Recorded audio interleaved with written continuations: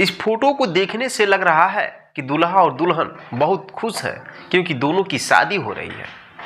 लेकिन दोस्तों, इस हंसी के पीछे जो दुल्हन है उसका एक बहुत ही खौफनाक साजिश प्लान है।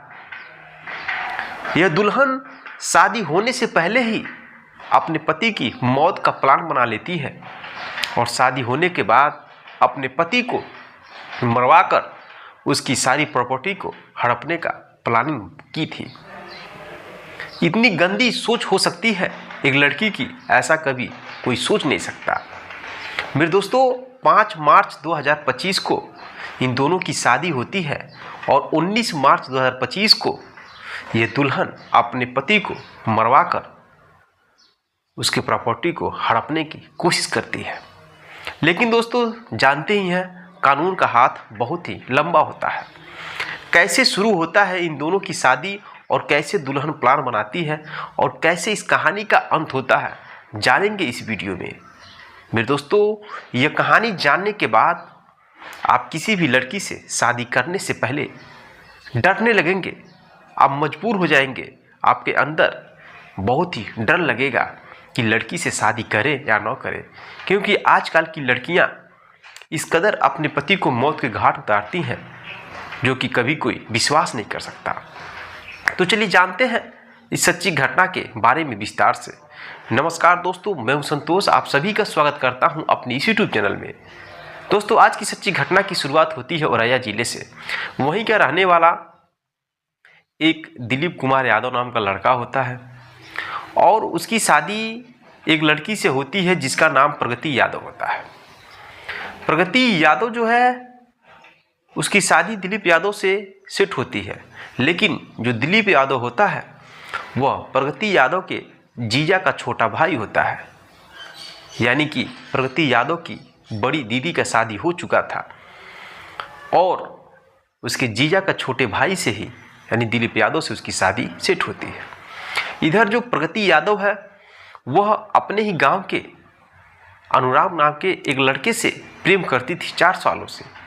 वह दोनों एक दूसरे से बेहद प्रेम करते थे और शादी भी करना चाहते थे, लेकिन एक ही गांव के नाते परिवार के लोग सहमति नहीं जताते थे, इसलिए उन दोनों की शादी नहीं हो पाती थी। धीरे धीरे उन दोनों का अफेयर 4 साल हो जाता है। इधर प्रगति यादव का शादी उसकी बहन अपने ही देवर से लगाती है। उसकी दीदी काफ़ी धनी थी, उसके जो जीजा हैं प्रगति के काफ़ी पैसे वाले थे, कई सारी दुकानें थी, बहुत सारी ज़मीन थे, करोड़पति थे।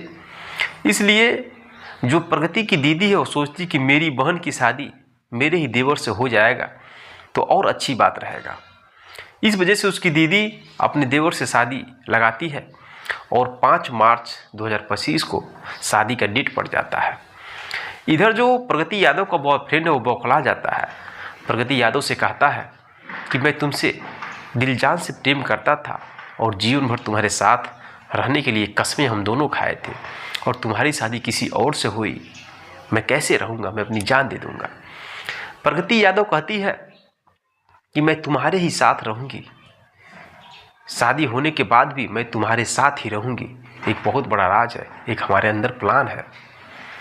दोस्तों, वो प्रगति यादव प्लान बनाती है और अनुराग से सारी बातें बताती है कि हमारे जो जीजा हैं वो काफ़ी प्रॉपर्टी वाले हैं, बहुत सारा ज़मीन, धन दौलत, ज़मीन पड़ा है। वो प्लान के अंतर्गत बताती है कि मेरी शादी होगी और मेरी शादी होने के बाद तुम किसी को सुपारी दे करके मेरे पति को मरवा देना। मरवाने के बाद मैं विधवा हो जाऊंगी। विधवा होने के बाद जो भी प्रॉपर्टी होगा वो प्रॉपर्टी हमारे नाम हो जाएगा। हमारे नाम होने के बाद हम दोनों फिर से शादी कर लेंगे और एक साथ नई ज़िंदगी की शुरुआत करेंगे और काफ़ी धन दौलत हम दोनों के पास हो जाएगा। इस प्लान के अंतर्गत उसका बॉयफ्रेंड अनुराग मान जाता है और 5 मार्च 2025 को प्रगति और दिलीप यादव की शादी होती है। फोटो में आप देख सकते हैं दोनों की शादी हो रही है, जयमाल कार्यक्रम हो रहा है। शादी हो जाती है। शादी होने के बाद एक नई नेवली दुल्हन बनकर प्रगति यादव अपने ससुराल यानी कि अपने पति के साथ पहुंचती है।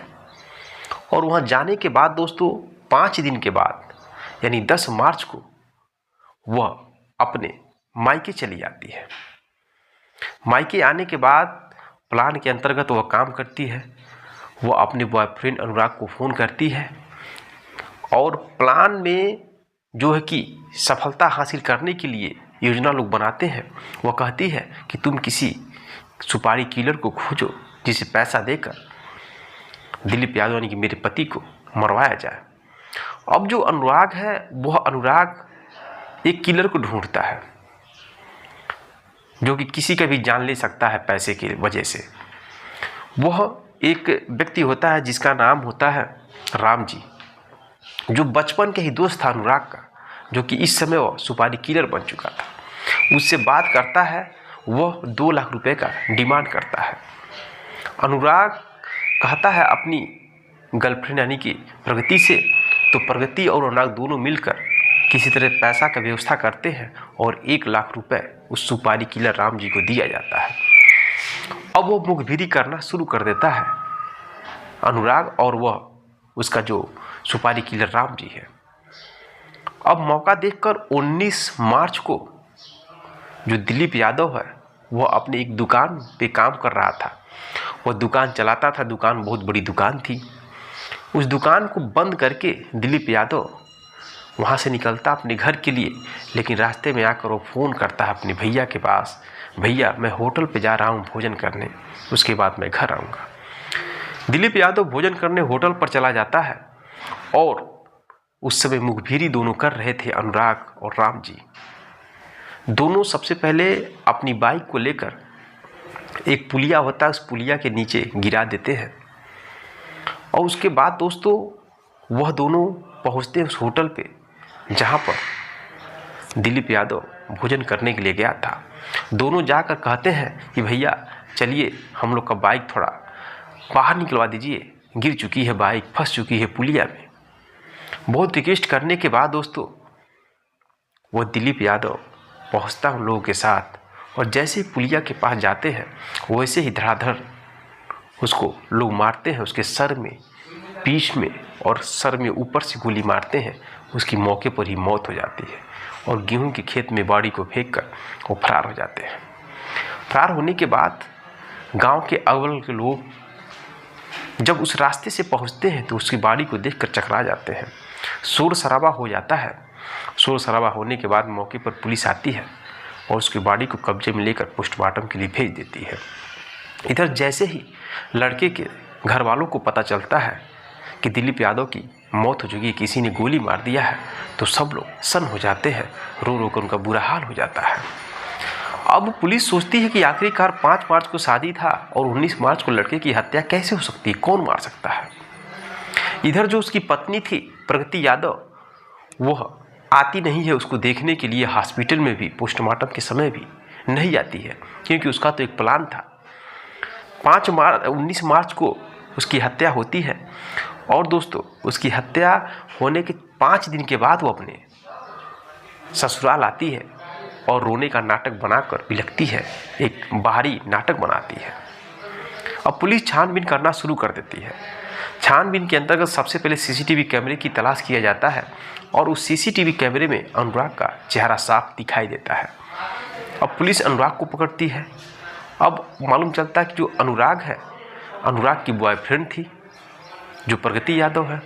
फिर प्रगति यादव से पूछताछ किया जाता है। जब कड़ाई से पूछताछ किया जाता है तो प्रगति यादव और अनुराग दोनों टूट जाते हैं और अपने जुर्म को कबूल करते हैं। प्रगति यादव कहती है कि हाँ, मैंने ही अपने पति को मरवाया है, क्योंकि मैं अपने जो पति जो है यानी कि जो दिलीप यादव, उससे मैं शादी करना नहीं चाहती थी। मेरी दीदी दबाव देकर मुझको शादी कराई थी। मुझे यह पसंद नहीं था। मैं अपने बॉयफ्रेंड से प्रेम करती थी और जीवन में उसके साथ रहना चाहती थी। और एक प्लान के अंतर्गत मैंने सोचा कि मैं अपने पति को जब मरवा दूंगी तो उसके सारी प्रॉपर्टी हमारे नाम हो जाएगा और मैं अपने बॉयफ्रेंड के साथ रहकर एक अच्छी सी ज़िंदगी जीऊँगी। इसी वजह से मैंने अपने पति को मरवाया। दोस्तों, एक खबर जब सोशल मीडिया के माध्यम से लोगों तक पहुँचती है तो सब लोगों को एक शादी करने के मामला को लेकर एक घिन आ जाती है। बहुत लोग डर चुके हैं कि शादी ही नहीं किया जाए, क्योंकि दोस्तों आजकल समाज में ऐसी बहुत सारी घटनाएं घट सकती हैं। कोई किसी को मारकर ड्रम में भर देता है, कोई किसी को मारकर नदी में फेंक देता है। रिश्तों को संसार करने वाली घटना को लोग अंजाम देते हैं। मेरे दोस्तों, अब आप ही बताइए उस बेचारे दिलीप यादव का क्या कसूर था। अगर प्रगति यादव को पसंद नहीं था तो पहले ही बोल दी होती मैं उससे शादी नहीं करूंगी, लेकिन उसके अंदर तो एक लालच था कि शादी होने के बाद मैं विधवा बनूंगी और उसका सारा प्रॉपर्टी मेरे नाम होगा, फिर मैं अपने बॉयफ्रेंड के साथ एक ऐयाश ज़िंदगी जीऊँगी। लेकिन दोस्तों, कानून का हाथ बहुत लंबा होता है, आप कुछ भी कर लें, एक दिन ना एक दिन पकड़े जाएंगे। आप लोग की क्या राय है इस घटना पर कमेंट बॉक्स में कमेंट करें। जय हिंद, जय भारत।